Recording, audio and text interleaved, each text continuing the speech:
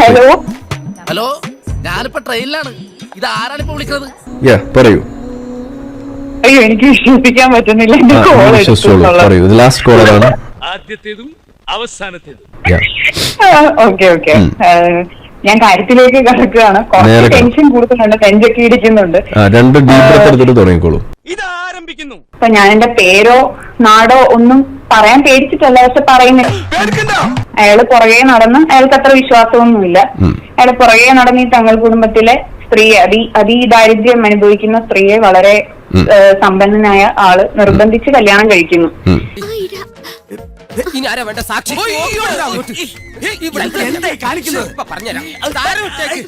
എല്ലാം പറഞ്ഞുതരാം. ഒരുപാട് ഇളയത്തങ്ങൾ ഉള്ളത് കൊണ്ട് പുള്ളിക്കാരി ആ നിർബന്ധത്തിന് വഴങ്ങി ശാരീരികമായിട്ട് ഒരുപാട് ബുദ്ധിമുട്ടുള്ള ആളാണെന്ന് പോലും കണക്കെടുത്തുകൊണ്ട് കല്യാണം കഴിക്കുകയാണ്. കല്യാണം കഴിച്ച് അവിടെ വന്നു കഴിയുമ്പോ ഈ ആൾക്ക് വലിയൊരു മാനസിക പ്രശ്നം ഉണ്ടെന്ന് അറിയുന്നു. അത് പുള്ളിക്കാരി വീട്ടിൽ പറയുന്നു. അപ്പൊ തൊലാക്ക് ചെല്ലാം എന്നൊക്കെയുള്ള മൈൻഡ് വരുന്നു. പക്ഷെ ഒരുപാട് പേർ അഭിപ്രായം കാരണം തൊലാക്ക് ചെല്ലുന്നില്ല. കാരണം അള്ളാഹുവിന്റെ സിംഹാസനം ഇളകുമല്ലോ.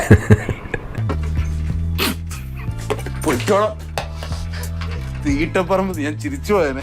അങ്ങനെ എങ്ങനെയോ 2-3 പിള്ളേരൊക്കെ ഉണ്ടായി. ഇപ്പഴാ നീ ഒരു ആൺകുട്ടിയാണെന്ന് എനിക്ക് തോന്നിയത്. ഇനി നിനക്ക് ഈ നാട്ടിൽ നെഞ്ച് വിരിച്ച് നടക്കാം. ഒന്നും പറയാനോ സംശയം പറയാനോ ഒന്നുള്ള അവസ്ഥയില്ല. ഞാൻ എപ്പോഴൊക്കെ മതത്തിനെ പറ്റി സംശയം ചോദിച്ചിട്ടുണ്ടോ അപ്പോഴൊക്കെ ചെയർ എടുത്തിട്ട് അടിക്കുക, അടിച്ച് ചുണ്ട് പൊട്ടിക്കുക. ഇതിനെ കുറിച്ച് 2 വാക്ക് പറ. ഇതിനെ കുറിച്ചാ പ്രിയപ്പെട്ടവരെ, ഇത് വളരെ നല്ലൊരു ഇതാണ്. ഇതിനു വേണ്ടി എന്റെ എല്ലാ ഇതും ഞാൻ നൽകും. പിന്നെ എന്റെ മാത്രം ഒരു ഇത് കൊണ്ട് പറ്റില്ലല്ലോ. നിങ്ങളുടെ ഓരോരുത്തരുടെയും ഒരു ഇതുണ്ടെങ്കിൽ ഇത് കുറച്ച് കൂടുന്നുണ്ട്. മുളക് പൊടി മുഖത്തെറിയുക, മുടി വെട്ടി പച്ചയ്ക്ക് വെട്ടിക്കളയുക, തട്ടം സ്കൂളിൽ നിന്ന് ഊരിന്ന് അറിഞ്ഞിട്ട്, ഒരു ഡാൻസ് പരിപാടിക്ക് ഊരിന്ന് അറിഞ്ഞിട്ട് വീട്ടിൽ വരുമ്പോ മുടി പച്ചയ്ക്ക് വെട്ടിക്കളഞ്ഞു.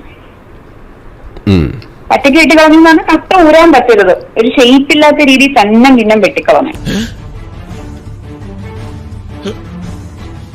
അപ്പൊ ഹിജാബ് അടിച്ചേൽപ്പിക്കുന്നത് മുടി മൊട്ടയടിച്ചിട്ട്. അതെ, കൊള്ളാം. ആരും പറയാത്തൊരു കാര്യം ഇയാളെ നിന്റെ മുഖത്ത് നോക്കി അറിയാതെ പറഞ്ഞു പോയപ്പോ അതും നിനക്ക് വേണ്ടെന്നു. പിന്നെ ഇറങ്ങാൻ ഫോഴ്സ്ഡ് ആയത് എന്താന്ന് ചോദിച്ചാല് നമ്മുടെ കൈയൊക്കെ കുത്തി ഇങ്ങനെ രക്തം എടുക്കും.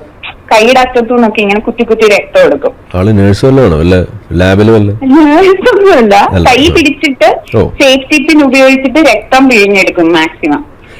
എന്നിട്ട് അത് പഞ്ചസാരയിലേക്ക് ഇട്ടിട്ട് മിക്സ് ചെയ്യും. ആരെയാണോ വശത്താക്കേണ്ടത് അവർക്ക് ഈ ബ്ലഡ്, ഈ ഷുഗർ മിക്സ് ചെയ്ത് ജ്യൂസോ ചായയോ ഒക്കെ ഉണ്ടാക്കി കൊടുത്താൽ വളഞ്ഞോളും എന്നാണ് വിശ്വാസം. നല്ല ടേസ്റ്റ് ഉണ്ട്. ഇനി പറയാൻ പോകുന്നത്, ആരും കേട്ടിട്ട് ആർക്ക് എന്ത് ബുദ്ധിമുട്ട് തോന്നിയാലും കാര്യമില്ല, ഇത് നടന്ന കാര്യമാണ്. നമ്മുടെ ഈ പീരീഡ്സ് വരുമ്പോ ഉള്ള പാഡില്ലേ, വിസ്പേഴ്സിന്റെ ഒക്കെ പാഡില്ലേ നമ്മൾ യൂസ് ചെയ്തത്, അത് എടുത്തിട്ട് അതിലെ പഞ്ഞി ഉണക്കി പൊടിച്ച് എടുക്കും. ഇത് നിക്കാഹ് നടത്തി വെച്ചിരിക്കുന്ന ആളുമായിട്ട് കുറച്ച് പ്രശ്നം വന്നു. മുമ്പോട്ട് പോയില്ല ബന്ധം എന്നുള്ള രീതി വന്നു.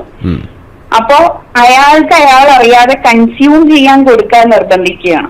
എന്തൊക്കെയാണ് നടക്കുന്നേ? എന്തൊക്കെയാ? കഴിക്കാനും അയാൾ ഉപയോഗിക്കുന്ന എണ്ണയിൽ എങ്ങനെയെങ്കിലും കലർത്തി കൊടുക്കാനും അയാളുടെ ദേഹത്ത് എങ്ങനെയെങ്കിലും ഇത് പറ്റണം. ഇതൊക്കെ ആരെയും പറഞ്ഞു ചെയ്യുന്നു? എന്റെ മാതാവ്, വേറെ ആരുമില്ല.